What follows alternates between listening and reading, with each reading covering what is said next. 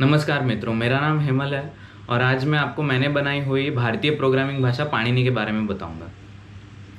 पाणिनि को मैंने भारत की नई शिक्षा नीति को ध्यान में रखकर बनाया है। हम जब स्कूल या कॉलेज में होते हैं तो हमें जितनी भी प्रोग्रामिंग भाषाएं सिखाई जाती हैं वो अंग्रेज़ी में होती है। जिनकी अंग्रेज़ी कमज़ोर है या जो अंग्रेज़ी माध्यम से नहीं है, उनको पहले अंग्रेज़ी सीखनी पड़ती है और फिर वो प्रोग्रामिंग सीखते हैं। तो क्या हम हमारे देश के विद्यार्थियों को बिना अंग्रेज़ी के प्रोग्रामिंग सिखा सकते हैं? ये एक चुनौती है और इस चुनौती को हल करने का ज़िम्मा मैंने उठाया।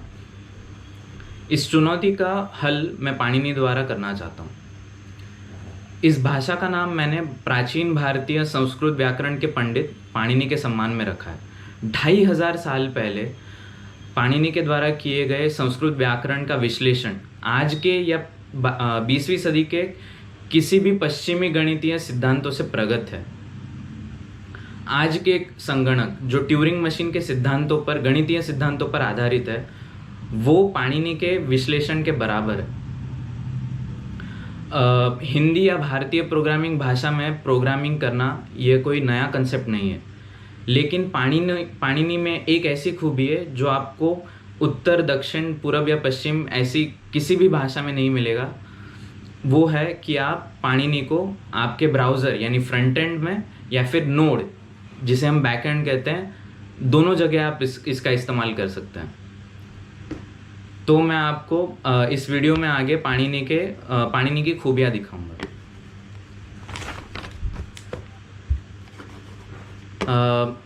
तो ये पाणिनि सोर्स फाइल है जिसका नाम मैंने पहला डॉट ण रखा है।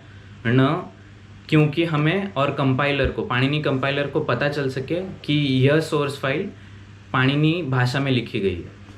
तो पहली लाइन पर मैं ओम से शुरुआत करूँगा क्योंकि मुझे लगता है हर शुभ कार्य का काम ओम से शुरू होना चाहिए।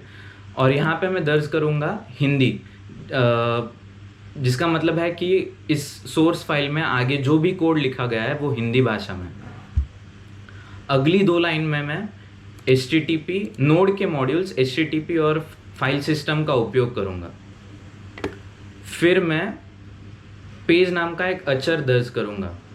अचर आपको अगर पता नहीं है तो जैसे गणित में चर, अचर और फलन होते हैं, वैसे भी पाणिनि में भी है। इन्हें आप वेरिएबल या कांस्टेंट और फंक्शन के नाम से जानते हैं। तो ये जो पहला .html फाइल मैंने लिखी है, मैं उसे पढ़ूंगा और इस पेज नामक अचर में दर्ज कर दूंगा। आगे मैंने एक फलन लिखा है जिसका नाम है तारे लिखो। उसके अंदर मैंने 2 चर दर्ज किए हैं, अ और तारे। अगर संगणक किसी चीज़ में मनुष्यों को पीछे छोड़ते हैं तो वो है एक ही काम को बार बार बिना गलती के दोहराना। इस काम को संपन्न करने के लिए पाणिनि जब तक कथन का उपयोग करता है। तो जब तक कोई संख्या दूसरी संख्या से कम है, इसे हम दोहराते रहेंगे। इसे आप व्हाइल लूप के नाम से भी जानते हैं। जिन्हें प्रोग्रामिंग आती है पहले ही वो जानते होंगे व्हाइल लूप दोहराने के लिए इस्तेमाल किया जाता है। यहाँ उसके अंदर जब तक कथन के अंदर मैं एक और चर दर्ज कर रहा हूँ ब, और उसको मैं अ से तोल रहा हूँ। अगर वो कम है तो मैं ये तारे जोड़ता जाऊँगा और अंत में मुझे एक तारों की श्रृंखला मिलेगी जिसे मैं इस फलन से लौटाऊँगा। आगे मैं इसे console.log यानी आपको टर्मिनल में भी दिखाऊंगा। और आगे मैंने नेट मॉड्यूल का इस्तेमाल करके एक सर्वर बनाया है जो पोर्ट नंबर 8080 पे रिक्वेस्ट के लिए सुनेगा। तो अब हम इस फाइल को पाणिनि द्वारा कंपाइल करेंगे।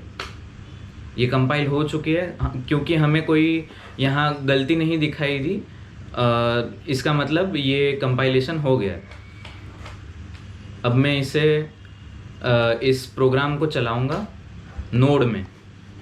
तो आप देख सकते हैं मुझे 10 बाय 10 का ये तारों का एक त्रिकोण मिला है और चूंकि हमने ये वेब सर्वर बनाया है, अब मैं लोकल होस्ट 8080 पे जाऊंगा और यहाँ पे एंटर।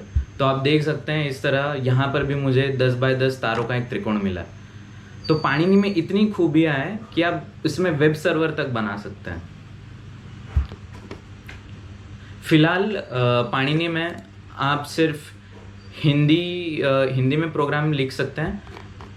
अब भी मैं मराठी पे काम कर रहा हूँ ताकि आप मराठी में भी प्रोग्राम लिख सकें, और जल्द ही मैं पाणिनि द्वारा अन्य भारतीय भाषाओं को भी सपोर्ट करना चाहता हूँ।